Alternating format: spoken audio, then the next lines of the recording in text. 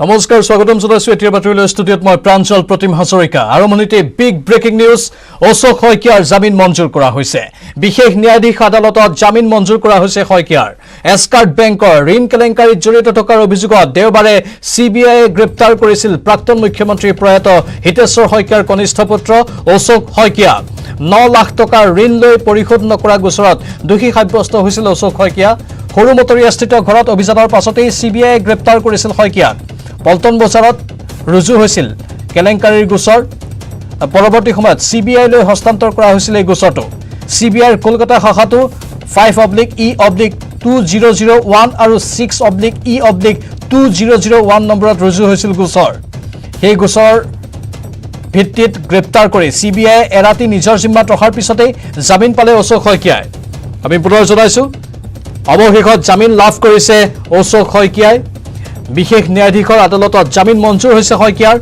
এস্কাৰ্ট বেংকৰ ঋণ কেলেংকাৰীত জড়িত থকাৰ অভিযোগত দেওবাৰে সিবিআইয়ে গ্ৰেপ্তাৰ কৰিছিল প্ৰাক্তন মুখ্যমন্ত্ৰী প্ৰয়াত হিতেশ্বৰ শইকীয়াৰ কনিষ্ঠ পুত্ৰ অশোক শইকীয়া 9 লাখ টকাৰ ঋণ লৈ পৰিশোধ নকৰা গোচৰত দোষী সাব্যস্ত হৈছিল অশোক শইকীয়া সৰুমতৰীয়াস্থিত ঘৰত অভিযানৰ পাছতেই সিবিআইয়ে গ্ৰেপ্তাৰ কৰিছিল অশোক শইকীয়াক আৰু পল্টন বজাৰ থানাত ৰুজু হৈছিল কেলেংকাৰীৰ গোচৰ পৰৱৰ্তী সময়ত সিবিআইলৈ হস্তান্তৰ কৰা হৈছিল এই গোচৰটো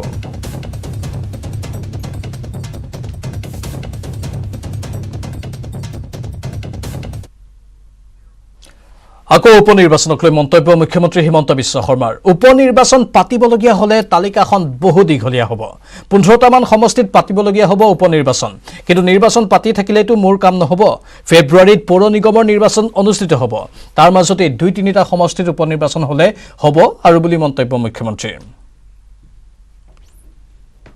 লিষ্টখনটো বহুত ডাঙৰ সদায় ৰাতি আপোনালোকে মোৰ ঘৰত থাকিলে গম পাব যে লিষ্টখন কিমান ডাঙৰ কিন্তু কথাটো হল যে মোৰ এতিয়া মই বাই ইলেকশ্যন পাতি থাকিলেওতো মোৰ কাম নহয় ফেব্ৰুৱাৰী মাহত আমি মিউনিচিপালিটি ইলেকশ্যন পাতিম মাজুলীত উপনিৰ্বাচন হ'ব তাৰ আগে পিছে যদি বাধ্যত পৰি কৰবাত এটা দুটা কৰিব লাগে বেলেগ কথা কিন্তু উপনিৰ্বাচন যদি পাতিব লাগে মইতো 15টা মানত পতাৰ কথা পাতিব পাৰো কিন্তু হেতু কৰি থাকিলেতো আৰু মই একমাহ বন্ধ হৈ যাব লাগিব আকৌ 15টা জেগাত কেম্পেইন কৰিব লাগিব গটিকে সব লামডিং বনাঞ্চলত সমাপ্ত হল প্ৰথম দিনৰ উচ্ছেদ অভিযান দুদিন ধৰি প্ৰশাসনে চলাব এই উচ্ছেদ অভিযান সোমবাৰে পুৱাৰ পৰাই উচ্ছেদ অভিযান আৰম্ভ কৰিছিল প্ৰশাসনে উচ্ছেদ চলোৱা হৈছে লামডিং বনাঞ্চলৰ ভেটনালা আৰু কমৰ পানী বেদখলস্থলীত প্ৰায় 500 হেক্টৰ ভূমিত উচ্ছেদ চলালে প্ৰশাসনে উচ্ছেদৰ বাবে ইতিমধ্যে অতিৰিক্তভাৱে মুঠ 7টা কোম্পানী মোতায়েন কৰা হৈছে ইয়াৰ ভিতৰত 4টা কোম্পানী CRPF আৰু 3টা কোম্পানী অসম বেটেলিয়নৰ বিশাল আৰক্ষী বাহিনীক লগত লৈ আৰক্ষী অধীক্ষক উপায়ুক্ত আৰু বন বিভাগৰ শীৰ্ষ বিষয়াই তন্নকৈ নিৰীক্ষণ কৰিছে বেদখলস্থলী ইতিমধ্যে উচ্ছেদৰ পূৰ্বে বনাঞ্চল ত্যাগ কৰিছে একাংশ বেদখলকাৰীয়ে মঙলবাৰেও চলিব প্ৰশাসনৰ উচ্ছেদ অভিযান আমি পুনৰ কৈছো লামডিং বনাঞ্চলত সমাপ্ত হল প্ৰথম দিনৰ উচ্ছেদ অভিযান দুদিন ধৰি প্ৰশাসনে চলাব এই উচ্ছেদ কাৰ্য আজিৰ দিনত দেখিবলৈ পোৱা গ'ল উচ্ছেদৰ এক বিশেষ ৰূপ আজি পুৱাৰ ভাগতে উচ্ছেদ অভিযানৰ বাবে প্ৰশাসন আৰক্ষী তাত উপস্থিত হয় বুলডোজাৰ হাতী লৈ তাত উচ্ছেদ অভিযান চলোৱা হয় লামডিং বনাঞ্চলৰ ভেটনালা আৰু কমৰ পানী বেদখলস্থলীত এই উচ্ছেদ অভিযান চলোৱা হয় প্ৰায় 500 হেক্টৰ ভূমিত উচ্ছেদ চলালে প্ৰশাসনে উচ্ছেদৰ বাবে অতিৰিক্তভাৱে মুঠ 7টা কোম্পানী ইতিমধ্যে তাত মোতায়েন কৰা হৈছে ইয়াৰ ভিতৰত 4টা কোম্পানী CRPF আৰু 3টা কোম্পানী অসম বেটেলিয়নৰ বিশাল আৰক্ষী বাহিনীক লগত লৈ আৰক্ষী অধীক্ষক উপায়ুক্ত আৰু বন বিভাগৰ শীৰ্ষ বিষয়াই তন্নকৈ নিৰীক্ষণ কৰে বেদখলস্থলী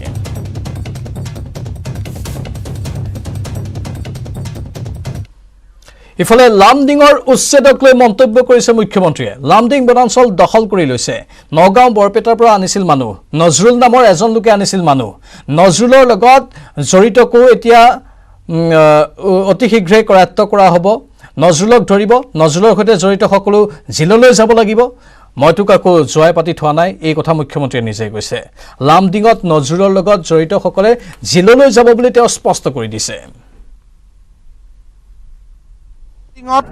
গোটেই লামডিং ফৰেষ্টখন half of the Lumding forest encroach কৰি লৈছিল আমি আজি এভিকশন আৰম্ভ কৰিছো আৰু শান্তিপূৰ্ণভাৱে উচ্ছেদ সমাপ্ত হৈ যাব যেতিয়া আমি মানুহবিলাকক সুধিলো আপোনালোক ক'ৰ পৰা আহিছিল बोले आमी नगाँवर পৰা আহিছিলো বৰপেটাৰ পৰা আহিছিলো ধুবুৰীৰ পৰা আহিছিলো बोले কিয় আহিছিল আপোনালোক বোলে আমাক নজৰুলে লৈ আহিছে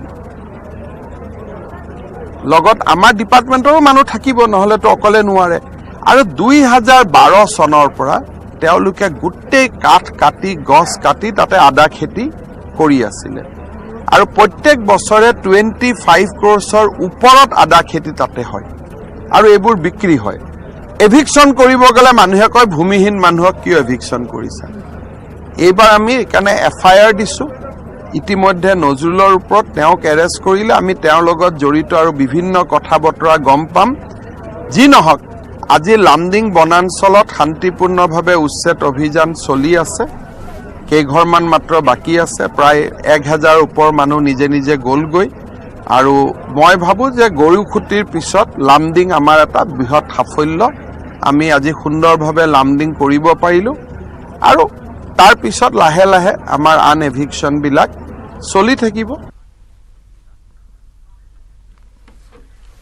ৰঙিয়া থানাত এক চাঞ্চল্যকৰ ঘটনা সংঘটিত হৈছে অভিযোগ দিবলৈ অহা পৰিয়ালক গুলিয়াবলৈ খেদি গ'ল উন্মত্ত বেটেলিয়নে অভিযোগকাৰীক গুলিওৱাৰ চেষ্টা কৰা বেটেলিয়ন কৰ্মীজনৰ নাম শান্তনু দাস আচম্বিতে ঘটা ঘটনাটোৰ পিছতে আতংকিত হৈ পৰিল থানাৰ চৌহদত থকা লোকসকলৰ লগতে খোদ আৰক্ষীও থানাৰ চৌহদত গুলিয়াবলৈ বন্দুক তুলি লোৱা কনিষ্টবলৰ ৰুদ্ৰমূৰ্তি দেখি অভিযোগ দিবলৈ যোৱা পৰিয়ালটোৱে আশ্ৰয় ল'লে থানাৰ ভিতৰত অৱশেষত থানাত উপস্থিত থকা আৰক্ষীয়ে কোনোমতে আবদ্ধ কৰিলে উদণ্ড শান্তনু দাসক খুৰাৰ ৰাগিত মাতাল হৈ থানা চৌহদতেই শান্তনু দাসে গুলিয়াবলৈ বন্দুক তুলি লোৱা বুলি সন্দেহ কৰিছে ভুক্তভোগীৰ লগতে আৰক্ষীয়ে শান্তনু দাসৰ বিৰুদ্ধে বিহিত ব্যৱস্থা লোৱাৰ আশ্বাস দিছে ৰঙিয়া আৰক্ষীয়ে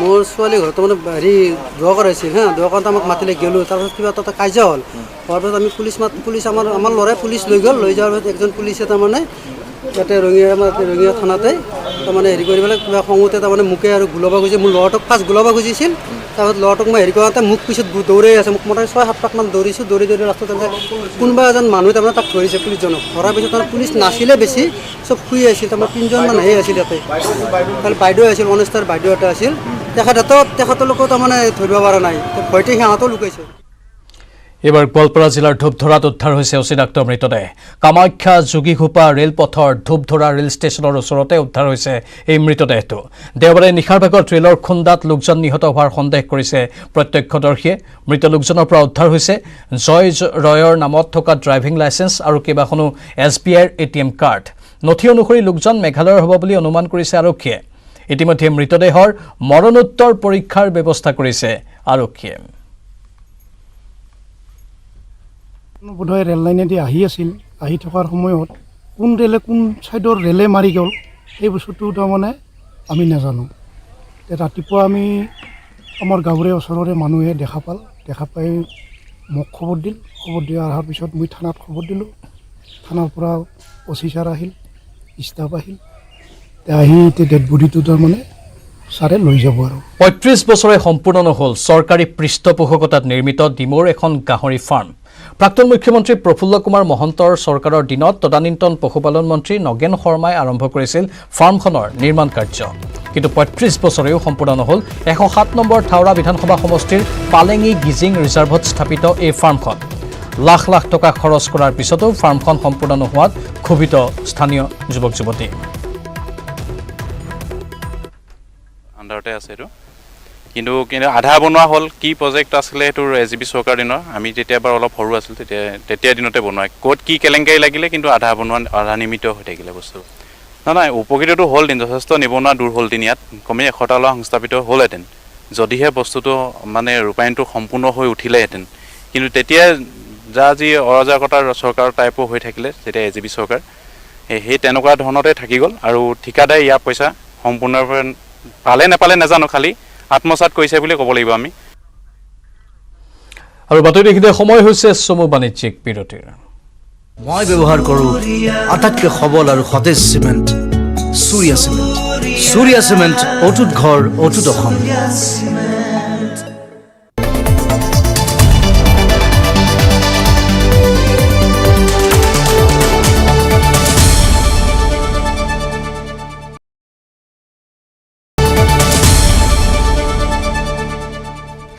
পুনৰ স্বাগতম শহীদ দিৱস উপলক্ষে ছাত্ৰ সন্থাৰ সদৌ অসম কলীয়া ভোমোৰা মাৰাথন দৌৰ প্ৰতিযোগিতা 1987 চনৰে পৰা প্ৰতি বছৰে কলিয়াবৰ কেন্দ্ৰীয় ছাত্ৰ সন্থাৰ উদ্যোগত আয়োজিত হৈ আহিছে কলীয়া ভোমোৰা মাৰাথন।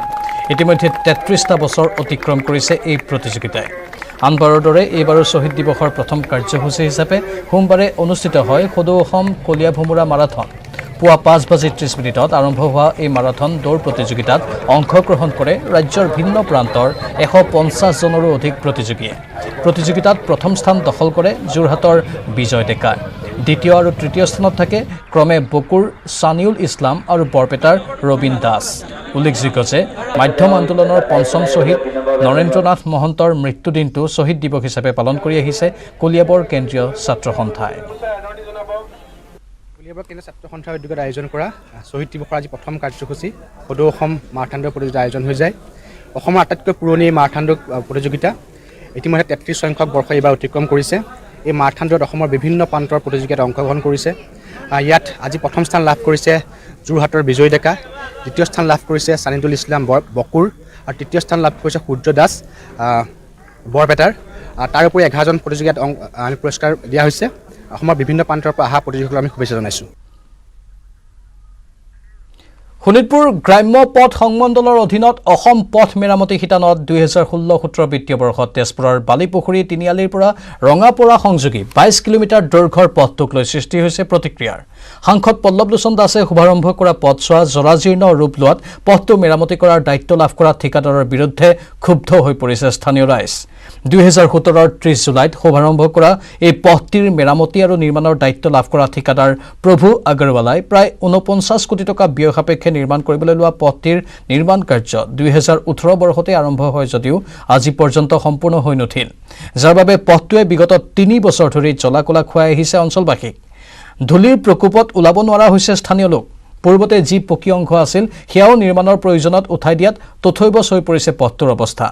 ঠিকাদাৰগৰাকীৰ বিৰুদ্ধে গাফিলতিৰ অভিযোগ উত্থাপন কৰি জাঙুৰ খাই উঠিছে অঞ্চলটোৰ ৰাইজ। ৰাইজৰ সমস্যাক গুৰুত্ব নিদিয়া ঠিকাদাৰ প্ৰভু আগৰৱালাৰ বিৰুদ্ধে অঞ্চলবাসীয়ে অচিৰেই এক আন্দোলনৰ কাৰ্যসূচী গ্ৰহণ কৰিব বুলি জানিবলৈ দিছে। পথটো ইমান লেহেমীয়া হৈছে, আপোনাৰ মাজতে অকণমান ব্লেক টপিং কৰিছে, অলপ এৰি দিছে, ৰাস্তাটো বহল কৰিছে, কিনাৰত চেন কেবলটো মাৰিছে, চেন কেবল ভালকৈ ৰুলাৰ দি চেপা নাই। আৰু তিনিআলিৰ পৰা বিন্দুগুৰিলৈকে যিখিনি পথ কৰিছে একেবাৰে ধূলিৰ কোবত। আৰু ৰাস্তাৰ কিনাৰতে এতিয়া তিনিআলিত 3খনকৈ বিদ্যালয় আছে, নামঘৰ আছে, ধূলিৰ প্ৰতাপত যাব নোৱাৰে মানুহ। তেওঁলোকে পানী মাৰিব লাগে, পানী নামাৰে, গতিকে বহুত অসুবিধা হৈছে।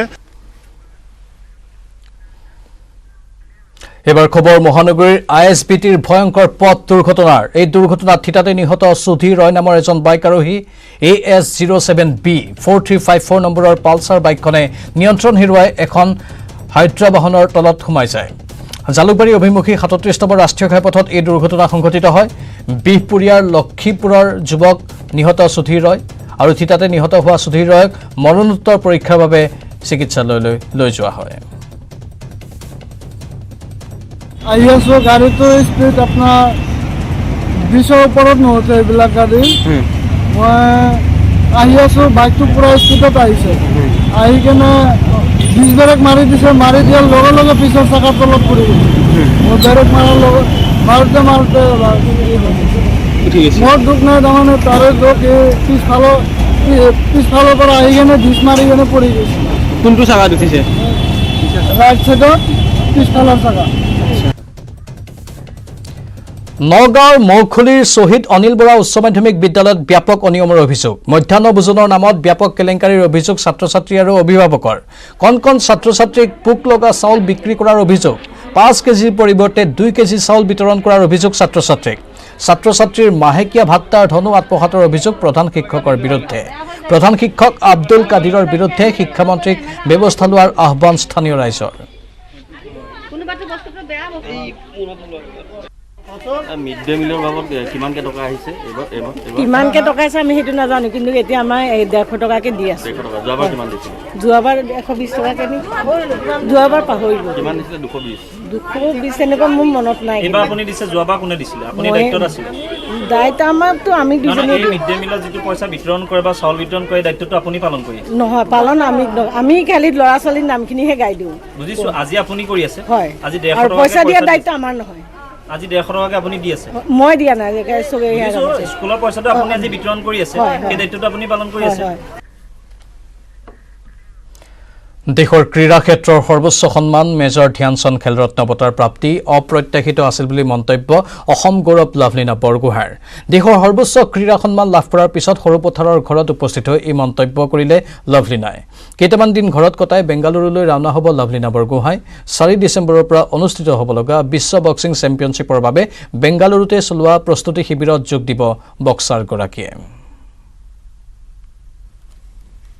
বেছি ভাল লাগিছে কাৰণ এই বছৰটো মোৰ বাবে বহুতেই বেছি ভাল গ'ল। প্ৰথমতে অলিম্পিকত মই মেডেল ল'বলৈ সক্ষম হ'লোঁ, তাৰ পাছত আকৌ এতিয়া খেলৰত্ন বঁটাৰ পালোঁ। দুইটাৰ বাবে বহুত বেছি সুখী, কিন্তু ইমান বেছি এক্সপেক্ট কৰা নাছিলোঁ মই যে এবাৰ খেলৰত্ন বঁটা পাম বুলি। যিহেতু মই লাষ্ট ইয়েৰ অৰ্জুন বঁটা পাইছোঁ, একে বছৰতে আকৌ খেলৰত্ন পোৱাৰ ইমান আশা নাছিলে। কিন্তু খেলৰত্ন বঁটাটো সকলোৰে বাবে এটা সপোন হয়, সেই সপোনটো যে মই পূৰা কৰিব পাৰিছোঁ সেইটো মোৰ বাবে এটা বহুত ডাঙৰ কথা, আৰু মই তাৰ বাবে বহুতেই বেছি সুখী।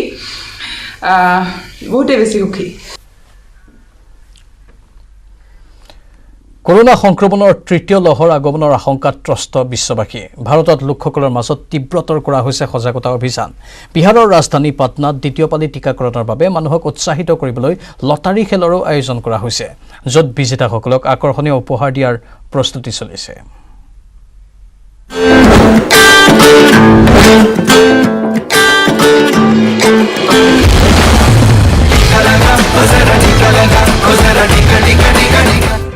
বিহাৰৰ ৰাজধানী পাটনাত 8ৰ পৰা 26 নৱেম্বৰৰ ভিতৰত কৰোনাৰ দ্বিতীয় পালি টীকা গ্ৰহণ কৰিবলৈ ইচ্ছুক যিসকল লোক আছে তেওঁলোকে বাইক আৰু টিভি আদিৰ দৰে বাম্পাৰ অফাৰ লাভৰ সুযোগ পাব। টীকা গ্ৰহণ কৰিবলৈ আগবঢ়া লোকসকলক কেৱল কৰিবলগীয়া কাম হৈছে এইটোৱে যে 26 নৱেম্বৰৰ আগত পাটনাৰ যিকোনো টীকাকৰণ কেন্দ্ৰত টীকাৰ দ্বিতীয় পালি ড'জ ল'ব লাগিব। 8 नवंबर से 26 नवंबर तक जो लोग सेकेंड डोज लेंगे उन सभी लोगों के लिए हम लोगों ने लकी ड्रा निकालने का निर्णय लिया है, और उसमें प्राइज हम लोगों ने बहुत सारे रखा है।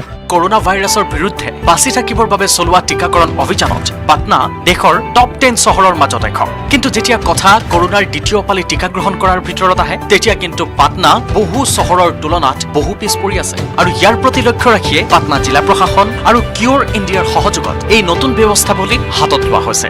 ये तो नया पहल है, तो इससे आदमी तो आकर्षित होगा ही, क्योंकि ऐसे तो जनरली लोग लेते नहीं है। खास तौर पर इसके बाद माना जा रहा है कि लोग आकर्षित होंगे। हालांकि बिहार में लगातार टीकाकरण अभियान जारी है और कई रिकॉर्ड भी बिहार ने टीकाकरण में बनाए हैं। টিকাৰ দ্বিতীয় পালি গ্ৰহণ কৰা আৰু ইয়াৰ লগতে লটাৰীত নাম সন্নিৱিষ্ট কৰাটো একেবাৰে সহজ। ইয়াৰ বাবে প্ৰথমতে আপোনাৰ মোবাইলত কোৱিন অথবা আৰোগ্য সেতু এপটো ডাউনলোড কৰিব লাগিব। ইয়াৰ জৰিয়তে 26 নৱেম্বৰৰ ভিতৰত আপোনাৰ নাম দ্বিতীয় পালি টিকাৰ বাবে অন্তৰ্ভুক্ত কৰিব লাগিব। লটাৰীত আপোনাৰ নামটো অন্তৰ্ভুক্ত কৰিবৰ বাবে বেলেগ একো কৰিব নালাগে। ৰাজধানী পাটনাৰ যিকোনো ভেকচিনেশ্যন কেন্দ্ৰত গৈ আপোনাৰ নাম, আপুনি ক'ৰ বাসিন্দা আৰু মোবাইল নম্বৰ ৰেজিষ্টাৰ কৰিলেই হ'ল। যাৰ পিছত 28 নৱেম্বৰ 2021ত লটাৰী খেলৰ জৰিয়তে জিলা প্ৰশাসনে বিজেতাসকলৰ নাম অন্তৰ্ভুক্ত কৰিব আৰু তেওঁলোকৰ নামসমূহ ঘোষণাও কৰিব। এতিয়ালৈকেতো এই ব্যৱস্থা অতিশয় প্ৰশংসনীয়। আশা কৰিব পাৰি ৰাজধানী পাটনাত ইয়াৰ সুদূৰ প্ৰসাৰী প্ৰভাৱ পৰা দেখিবলৈ পোৱা যাব। পাটনাৰ পৰা শৈলেন্দ্ৰৰ সহযোগত ব্যুৰ' ৰিপৰ্ট, নিউজ 18 নেটৱৰ্ক।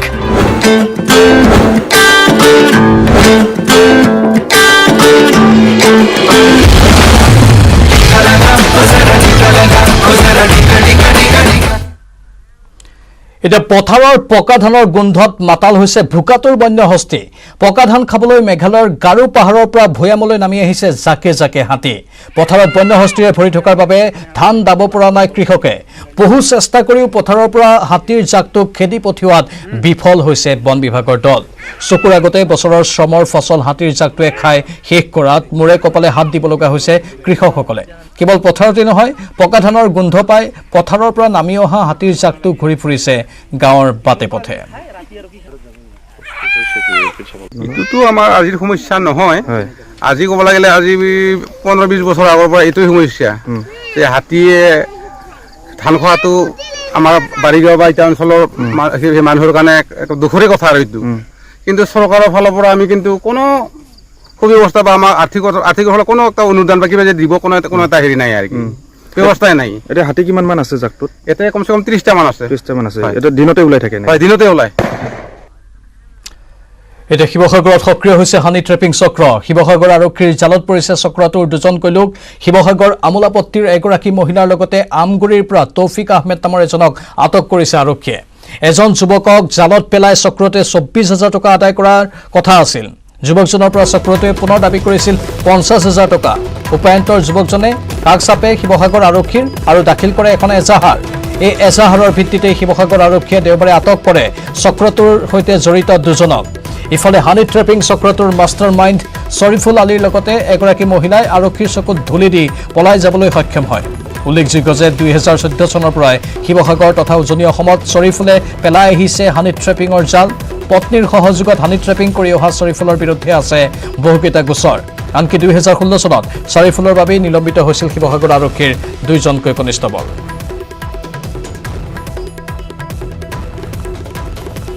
আৰু ইয়াৰ লগে লগে সময় হৈছে এতিয়া বাতৰি পৰা বিদায় লোৱাৰ। নমস্কাৰ। Engineering Power Dealer now with free registration, insurance and easy finance. Contact Skylight Automotive Private Limited 7002845016.